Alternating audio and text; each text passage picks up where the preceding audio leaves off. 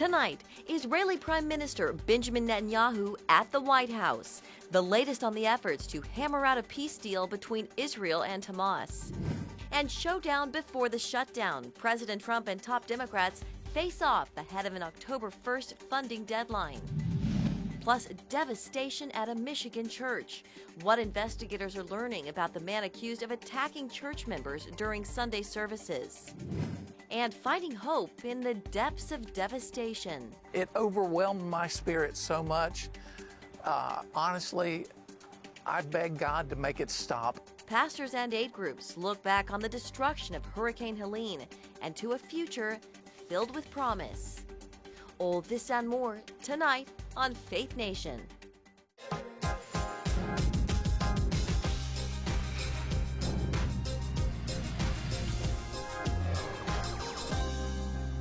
Critical talks at the White House today to end the war in Gaza. Good evening in Washington. I'm Jenna Browder.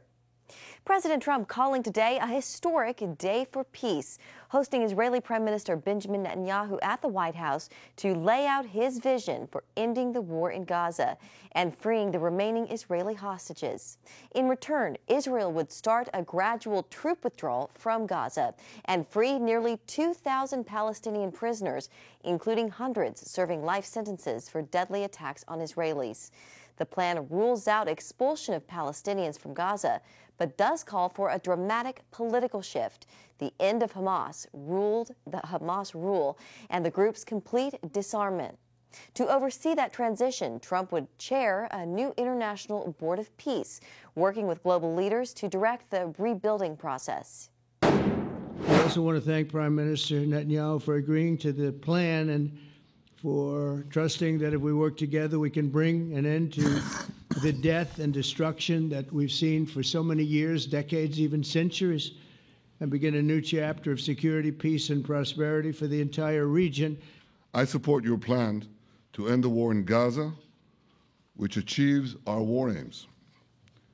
It will bring back to Israel all our hostages, dismantle Hamas's military capabilities, end its political rule, and ensure that Gaza never again poses a threat to Israel. No word tonight on if Hamas will accept the plan. Netanyahu warned if the terror group rejects the deal, Israel will, quote, finish the job in Gaza.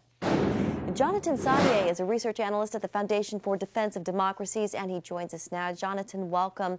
So this plan it calls for the IDF to pull out of Gaza in phases, and the White House, it released this image of what that could look like. You know, we've seen terms like this before. Jonathan, how realistic is this proposal, and do you see Hamas accepting it? With the current plan, two main components really stand out. One is the fact that it's going to be beyond just a bilateral or even a trilateral plan.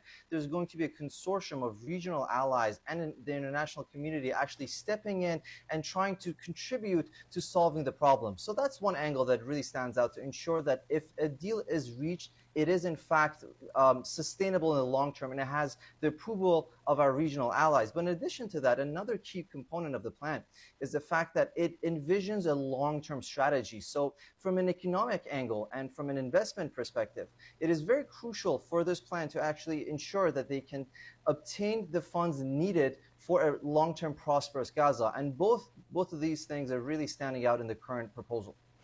Do you think it's at all palatable for Hamas?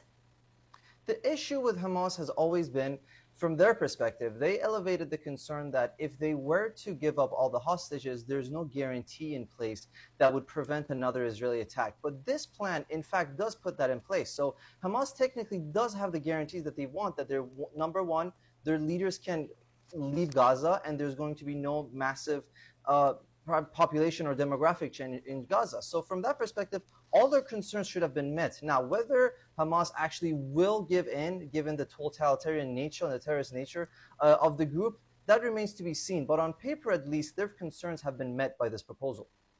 So we mentioned the International Board of Peace that would be led by President Trump. Jonathan, what do you see as the pros and cons of that setup? Ultimately, the cons continue to be the fact that Hamas does have majority control over the region, specifically in parts of Gaza. So being able to effectively really counter them and give them enough incentive to actually comply with the plan would be the long-term challenge that has always been present and persisted when it comes to the Israel-Palestine conflict. But on the other hand, looking at it, it is very valuable to actually leverage other Palestinian groups, such as the Palestinian Authority from the West Bank, and actually ensure that they do abide by the framework that's needed for them to actually take over Gaza and help with both management when it comes to the police force and, if needed, a military. You know, all of this comes, of course, as more countries recognize Palestinian statehood, and this plan, it holds out the possibility of a future state. Jonathan, how significant is this moment, and does this plan actually move Palestinians closer to statehood? It certainly does. The ball is really in Hamas's court, as it has been.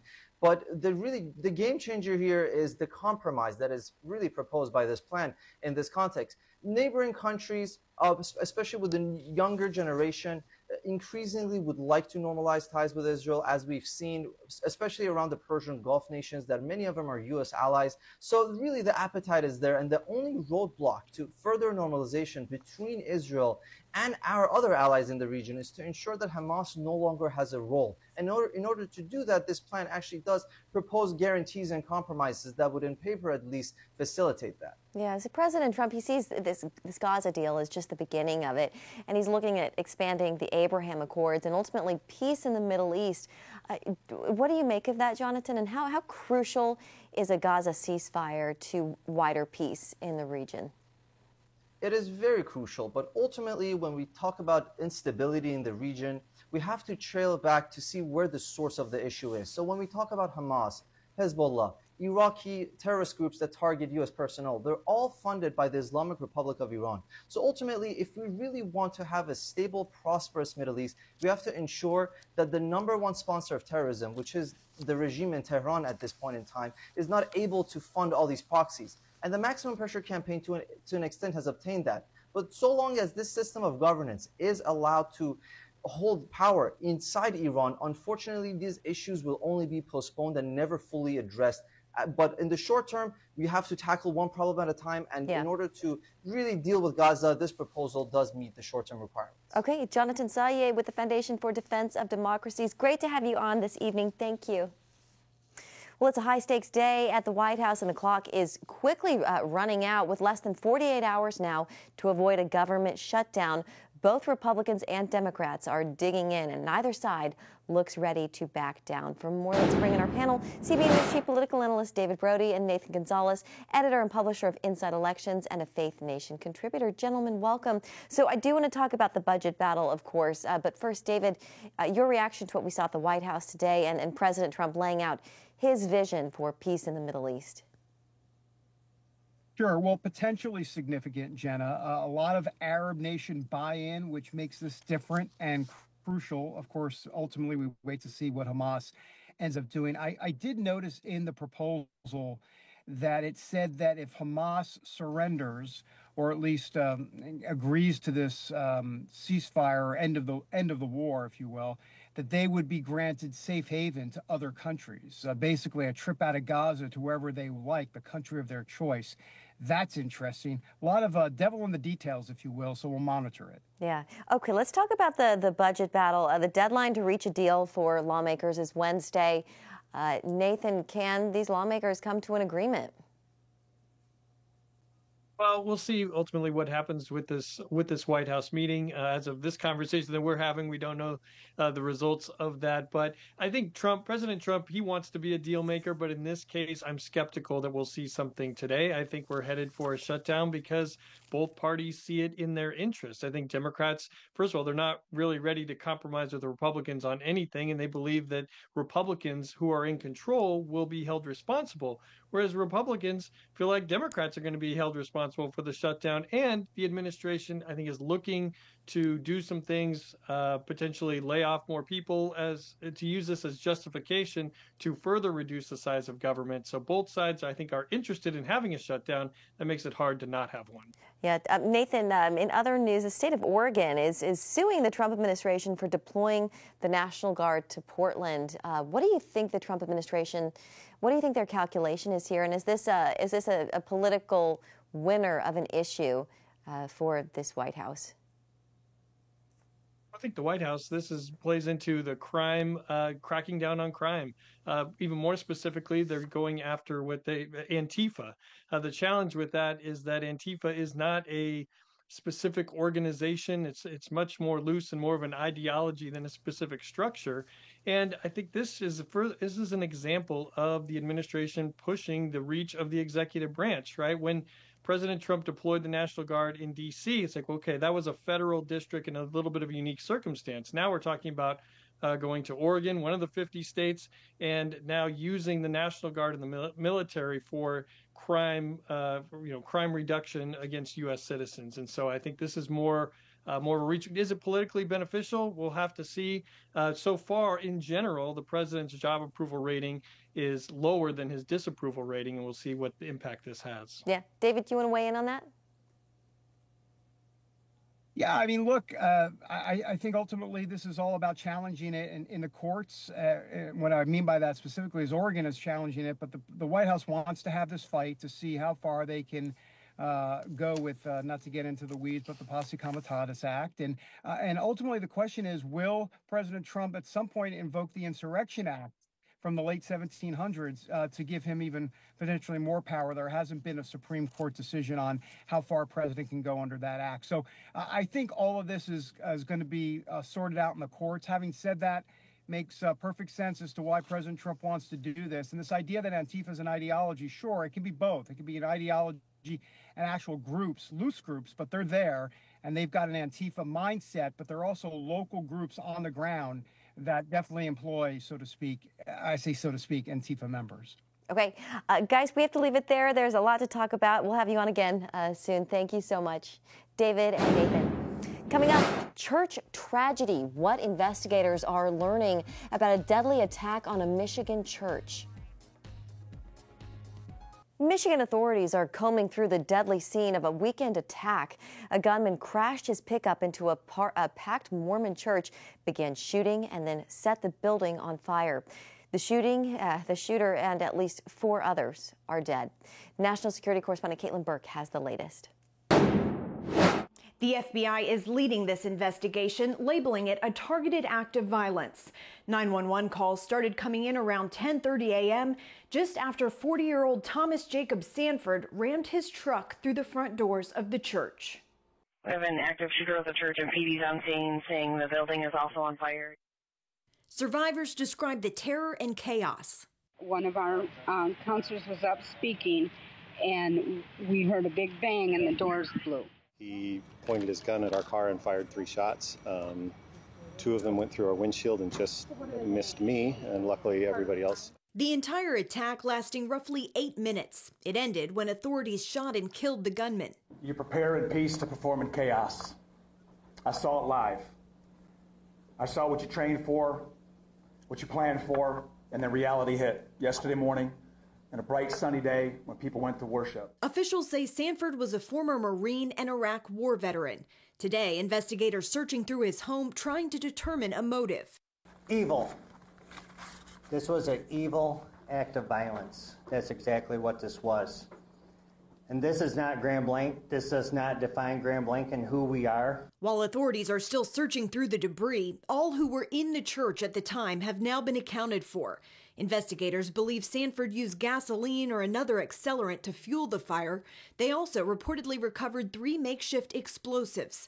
Speaking at a press conference today, Michigan Governor Gretchen Whitmer said she grieves alongside the community. These are places that we go to feel connected, to feel safe, to be together. But today, this place has been shattered by bullets and broken glass. And this might be a familiar pain, but it hurts all the same. Every time. We cannot keep living our lives like this. Governor Whitmer urged the public to lower the temperature, avoid speculation, and put an end to dangerous rhetoric. The FBI are urging the public to come forward if they have any information that could help in this case. Caitlin Burke, CBN News, Washington. Thank you, Caitlin. Up next, hope after the storm, how communities are rebuilding 1 year after Hurricane Helene. Well, the cleanup is underway in parts of Arizona after a weekend of deadly flash flooding. Governor Katie Hobbs has declared a state of emergency in Gila County. 4 people there are confirmed dead, while at least 2 others remain missing. Meanwhile, the East Coast is seemingly spared from the direct impact of Tropical Storm Imelda. The system is expected to become a hurricane and then turn out to sea, though some of the areas in the southeast will see heavy rains, high winds, and possible coastal flooding. Well, a year ago, Hurricane Helene tore through the mountains of western North Carolina.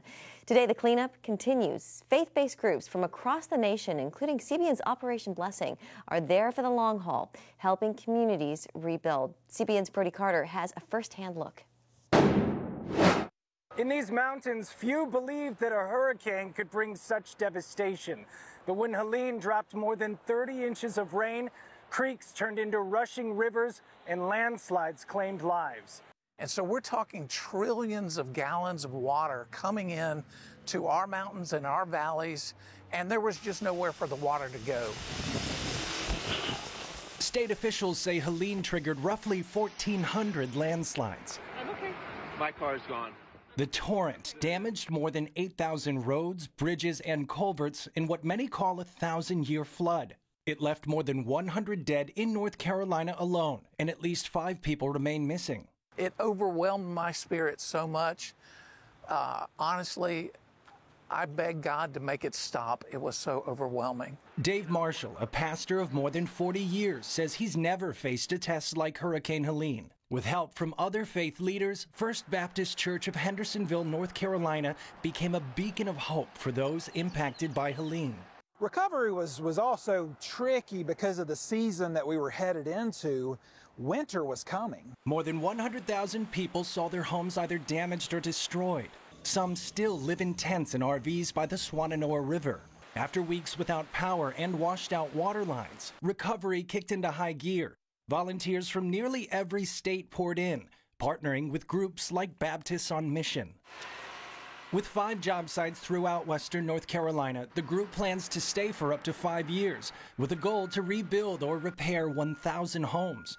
And while the news focused on the destruction, churches saw a different headline. I'm here to tell you that the real story was the love of Christ. The love of Christ came from all over the country and even all over the world. Any form that you can imagine, every single church was filled to the brim of Christians sending help. And that was everything from food and diapers and hygiene products to chainsaws and generators. That same mission to love others is why CBN's Operation Blessing remains at work here. Teams have been rebuilding homes, replacing wet floors and windows, while also delivering aid to those in need. My main thing is to deploy when there is a disaster, assess the situation, call in the assets that are needed, and then manage the operations on the ground. Operation Blessing Disaster Relief mobilized within a day, first staging in Forest City, then setting up command in a Home Depot parking lot. After partnering with local churches and Excel College, they've opened a distribution center in Black Mountain. After a year of serving neighbors, faith-based partners have formed the Better Together Coalition, including Excel College, World Vision, and Operation Blessing to repair homes for the long haul. Lord, thank you so much for this opportunity to get together. The look of hopelessness in somebody's eyes after having lost everything, it's palpable.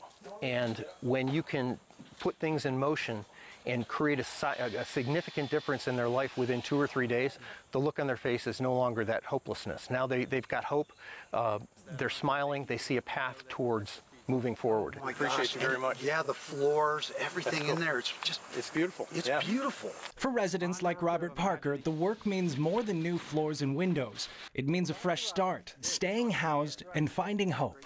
There was a supernatural presence throughout this whole situation. From the start to the finish, I think the Lord preserved me in this trailer over here. It's just this really great process of a rebuild on the inside and the outside of a structure and of a human being. For many, Psalm 23 has become the reality, a promise that even in dark valleys, God is with you. I was reminded that it's the shadow of the valley of death, that death is only a shadow. It only appears for a little while. A shadow can't hurt you. Death is not the end if you're in Christ. We know our home is in heaven, and we're waiting for that to be home with Jesus. And so we're able to share that message and continue to share that message. Looking back now, a year later, it's hard to look at this now calm water and understand how it caused northwards of $60 billion in damage in North Carolina alone. Scores of people traveled from all over to help put these communities back together. It'll take many more years to finish the job. I'm Brody Carter reporting in Western North Carolina, CBN News. Still had an unforgettable moment during a father-son golf outing.